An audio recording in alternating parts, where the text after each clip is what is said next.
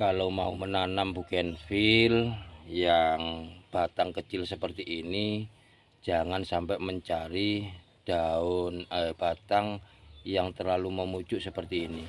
Nah, ini kan lemas sekali, jadi jangan sampai memakai batang yang seperti ini untuk ditanam, karena ini terlalu mudah dan juga enggak lama dia pasti akan lunglai.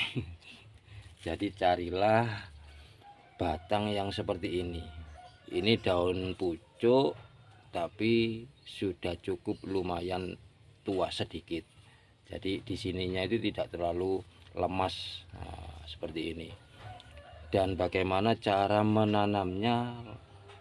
Jadi kita langsung mempraktekannya saja biar tidak lama-lama. Ini sudah saya dapatkan untuk batang atau bahan stek bougainville, dan untuk bagian paling bawah ini kita habiskan untuk daun-daunnya, dan yang bagian atas jangan dihilangkan, karena inilah yang akan mengecek untuk tanaman kita pada saat 2 minggu ke depan antara dia itu masih segar atau mengalami kematian. Jadi untuk langkah selanjutnya adalah kita tiriskan bagian pangkal bawah dari bahan stek bougainville kita seperti ini. Nah, ini sudah kita tiriskan seperti ini. Setelah itu kita siapkan larutan antrakol. Nah, larutan antrakol, dan antrakol ini fungsinya adalah agar supaya tanaman yang mau kita tanam itu tidak berjamur. Jadi ini kan fungisida, jadi kita celupkan saja seperti ini. Nah, kita biarkan terlebih dahulu sampai mengering ya, sampai mengering terlebih dahulu. Setelah itu kita siapkan untuk media tanamnya. Media tanamnya itu saya pakai polybag ukuran 20, dan upayakan medianya itu tidak usah disiram teman-teman, tidak usah disiram, dan anggaplah ini sudah kering, langsung kita tancapkan saja. Nah, seperti ini.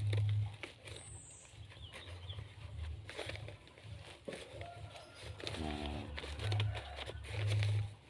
seperti ini. Upayakan pohonnya itu tidak goyah ya.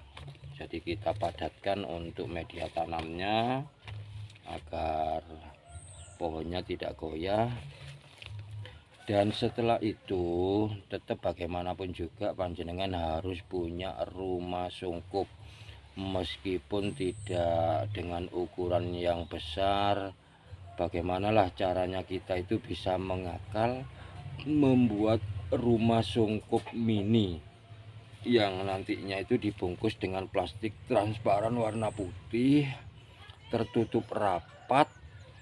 Dan untuk tanaman ini kita masukkan ke dalam rumah sungkup.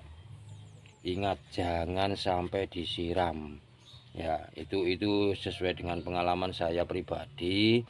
Tapi untuk orang-orang yang lain yang mungkin para master atau ahli dalam menanam bougainville, mungkin ada yang sistemnya itu disiram terlebih dahulu. Tapi kalau saya menyesuaikan dengan pengalaman saya pribadi, jadi saya tidak menyiramnya. Karena apa? Di dalam rumah sungkup tersebut tanaman ini akan mengalami penguapan karena tidak ada udara yang masuk ke dalam.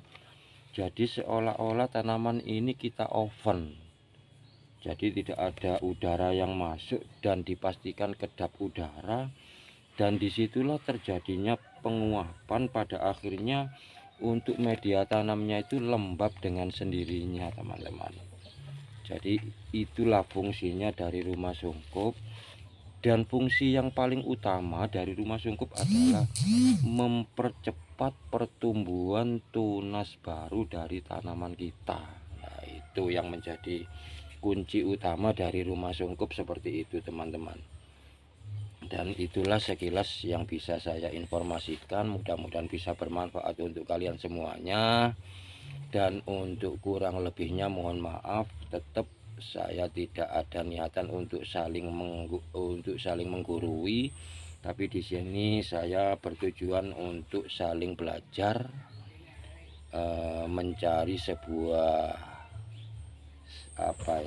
sesuatu yang baru untuk kita pelajari, dan jangan sampai puas dengan apa yang kita hasilkan. Oke, terima kasih. Wassalam dan salam tangan kotor.